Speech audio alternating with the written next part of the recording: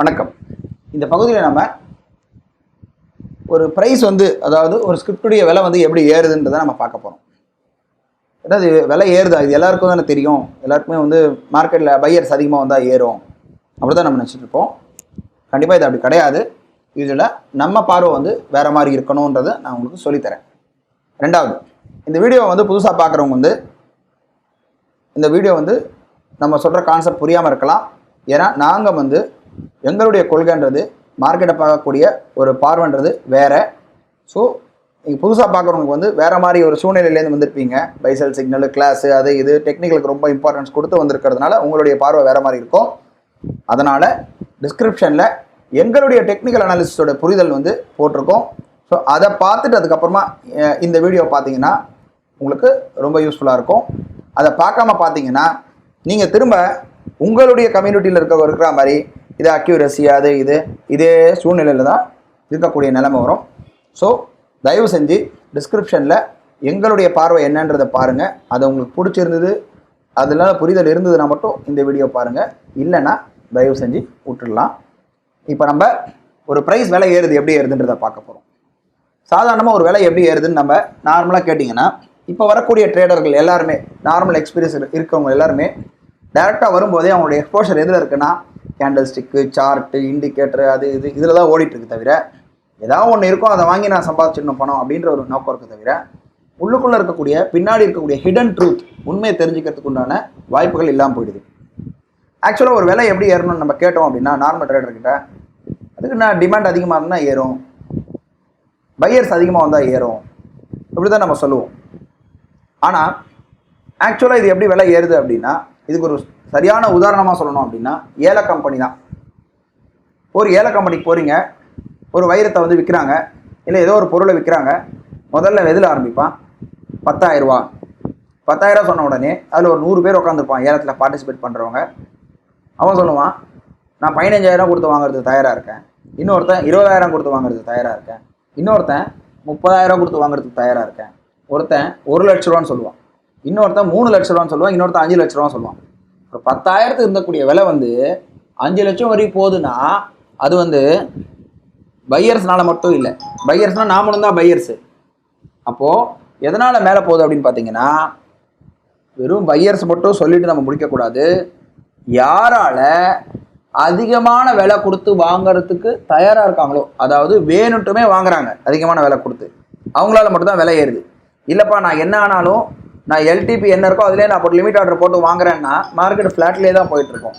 அப்போது யாருனால விலை அதிகமாக ஏறுதுன்னா, யாரால் அதிகமான விலை கொடுத்து நான் வாங்குறதுக்கு தயாராக இருக்கேன் மார்க்கெட்டில் அப்படின்ற யார் இருக்காங்களோ அவங்களால தான் முடியும். அப்போ யாரெல்லாம் அதிகமான விலை கொடுத்து வாங்குவாங்க? நம்மளை மாதிரி ரீட்டைல் ட்ரேடர் அதிகமான விலை கொடுத்து வாங்க முடியாது. உதாரணத்துக்கு 35,766 இருக்குது அப்படின்னா, இது 36,000 போனோம் அப்படின்னா 250 பாயிண்ட் மேலே போனோம்னா, இந்த 250 பாயிண்ட்டுக்கு வரையும் யார் யாரெல்லாம் செல் ஆர்டர் போட்டு வச்சுருக்காங்களோ, ப்ராஃபிட் புக் பண்ணுறதுக்காகவோ இல்லை ஜஸ்ட் செல் ஆர்டர் போட்டு வச்சுருக்காங்களோ, பெண்டிங் ஆர்டரு, அந்த பெண்டிங் ஆர்டர் எல்லாமே கிளியர் ஆனதான் 36,000 போகும். அப்போ அந்த பெண்டிங் ஆர்டர் கிளியர் ஆகணும் அப்படின்னா வாங்குறவங்க வேணுட்டுமே அதை எல்லாம் கிளியர் பண்ணி ஆகணும், வேறு வழி இல்லை. அப்போ தான் மேலே போகும். உதாரணத்துக்கு இதில் வாங்குறவன் 448 அப்படி தானே இருக்கான். யாராவது 452 53 போடுறான்னா இப்போ தான் போகிறான். இப்போ 53க்கு விற்கிறான்னா விற்கிறவன் 54க்கு தான் விற்கிறதுக்கு தயாராக இருக்கான், அதிகமாக விற்கிறதுக்கு தயாராக இருக்கான். வாங்குறவன் அதிகமாக விலை கொடுத்து வாங்குறதுக்கு தயாராக இருந்தால் மட்டும்தானே அது 460 466 68 போகுது எல்டிபி. அப்போது யாரால் அதிகமான விலை கொடுத்து வாங்க முடியும்? நம்மளால கூட அதிகமான விலை கொடுத்து வாங்க முடியும். எவ்வளோ வாங்க முடியும்? 1 லாட் வாங்க முடியும். இப்போ ஒரு 100 பேர் நம்ம ஒரு கும்பலாக உருவாகிட்டு நம்ம 100 பேர் சேர்ந்து வாங்கணும்னா மிஞ்சி எவ்வளோ? 100 லாட் போனதுக்கப்புறம் திரும்ப விலை இறங்கிடும். அப்போது யாருக்கிட்ட ஒரு திடமான மைண்ட் செட்டோட நான் இந்த ரேட்டை நம்ம எடுத்துகிட்டு போன ஒரு ரேட்டு இருக்கும்போது அவன் என்ன பண்ணுவான்? லாட் ஒரு தடவையும் 50,000 குவான்டிட்டி 10,000 குவான்டிட்டின்னு வாங்க வாங்க வாங்க வாங்க வாங்க வாங்க மட்டும்தான். யாரெல்லாம் விற்கிறதுக்கு போட்டிருக்காங்களோ அவங்க பெண்டிங் ஆர்டர் எல்லாமே கிளியர் ஆகணும். அன்றைக்கி அவங்களுக்கு ஜாக்பாட். நம்மள மாதிரி ரீட்டைல் ட்ரேடர் விற்கிறதுக்கு போட்டிருந்தாங்கன்னா ஜாக்பாட்.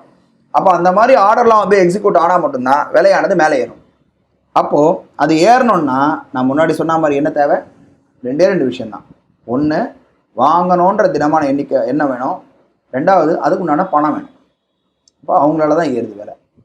தவிர இந்த டிமாண்ட்னால ஏறுது, பையர்ஸ் அதிகமாக இருக்காங்க, இப்போது நமக்கு கொடுக்குறதுல எந்த மாதிரி டேட்டா இது என்ன இருக்காங்க, டோட்டல் பையிங் குவான்டிட்டி 1,19,000 16,000, விற்கிறவங்க 72,325. இப்போ இதில் பையர்ஸ் அதிகமாக இருக்கிறான் வாங்குறான் அப்படி கிடையாது. இந்த 1,18,000 அதிகமான லாட் யார் போட்டிருக்காங்கன்றது நம்ம எப்படி கண்டுபிடிக்கிறது? நமக்கு வந்து ஒரு ஒரு ஒரு டிக் பண்ணி போட்டிங்கன்னா 20 லாட்டோ 50 லாட்டோ அவ்வளோதான் லிமிட் இருக்கும். ஒரு குறிப்பிட்ட லாட் கம்மா நம்மளால ரீட்டைல் ரேட்டு போட முடியாது. ஆனால் இன்ஸ்டியூஷனுக்கு எவ்வளோ வேணால் போடலாம். ஒரு செகண்டுக்கும் அடிச்சுட்டே இருக்கலாம், பை அடிச்சுட்டே இருக்கும். ரெண்டாவது ஒரு முக்கியமான காரணம் என்ன அப்படின்னா, ஒரு இன்ஸ்டியூஷன் மேலே ஏற்றுறதுக்கு முன்னாடி அவன் சில விஷயம்லாம் முடிவு பண்ணிட்டு தான் ஏற்றுவான். ஏன்னா நம்ம வந்து இப்போ வந்து ஒரு 25 வருஷத்துக்கு முன்னாடி மாதிரி எல்லாமே மேனுவல் கிடையாது. அந்த சைடு வாங்குறணும் மனுஷன், இந்த சைடு வாங்குறணும் மனுஷன், வாங்கி வித்துட்டு இருப்பாங்க. இப்போ அப்படி இல்லை. நாம் கம்ப்யூட்டருக்கு எதிராக நம்ம ட்ரேட் பண்ணிட்டு இருக்கோம். இப்போ எல்லாமே வந்து அல்காரிதம் தான். நிறைய ஹெச்எஃப்டி ட்ரேடிங் ஃபர்ம்ஸ் சொல்கிறாங்க, ஹை ஃப்ரீக்வன்சி ட்ரேடிங் ஃபர்ம்ஸ் நிறைய இருக்குது. இவங்கெல்லாம் என்ன பண்ணுறாங்க அப்படின்னா கம்ப்யூட்டர் தான் ட்ரேட் பண்ணும். இன்றைக்கி எக்ஸ்சேஞ்சில் நடக்கக்கூடிய 70% வால்யூம் வந்து கம்ப்யூட்டர் தான் நடத்துது. ஸோ அது என்ன பண்ணணும்னா அதுக்கிட்ட அல்காரிதம் இருக்கும், எங்கெல்லாம் ஸ்டாப் லாஸ் போட்டிருக்காங்கன்னு. உதாரணத்துக்கு இங்கே பாருங்கள், இந்த இடத்துலேருந்து மேலே போகிறோம் அப்படின்னா நேராக ஒரு தடவை மேலே ஸ்பைக்கை கொடுத்துட்டு இந்த இடத்துல ஸ்டாப் லாஸ் போட்டிருந்தவங்க எல்லாரையும் வந்து ட்ராப் பண்ணி காலி பண்ணிவிட்டு திரும்ப இப்படி கீழே வந்து இங்கேருந்து யாரெல்லாம் வாங்குறதுக்கு தயாராக இருந்தாங்களோ அவங்க எல்லாம் பேனிக்கில் விற்றுட்டு வந்துடுவாங்க. அதுக்கப்புறமா மார்க்கெட்டை மேலே கொஞ்சம் கொஞ்சமாக எடுத்துகிட்டு போகலாம். இது எல்லாமே வந்து அல்காரிதம் செய்ய வேண்டிய வேலை.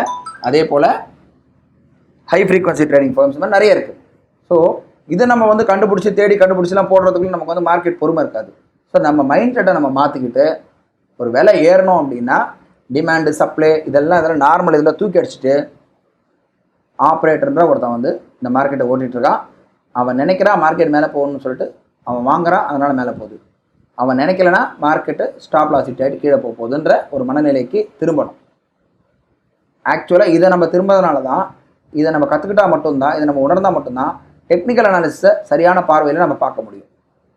ஏன்னா டெக்னிக்கல் அனாலிசிஸ்ன்றது எல்லாமே ஒரு 30 வருஷத்துக்கு முன்னாடி மனுஷனும் ட்ரேட் பண்ணும்போது கொண்டு வரப்பட்ட ஒரு மேத்தமெட்டிக்கல் ஃபார்முலா.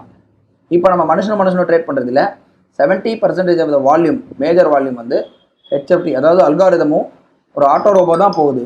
ஸோ அதன் அடிப்படையில் தான் இப்போ நம்ம ட்ரேட் பண்ண வேண்டியது, அதுக்கு மிஷினுக்கு எதிராக தான் ட்ரேட் பண்ண வேண்டியதாக இருக்குது. ஸோ அதனால் இதை மைண்ட் செட்டில் ஏற்றுக்கிறதன் மூலமாக தான் நம்மளால் வந்து ப்ராப்பராக அந்த டெக்னிக்கல் அனாலிசிஸை சரியான பார்வையில் அணுக முடியுன்றது தான் நம்முடைய கருத்து.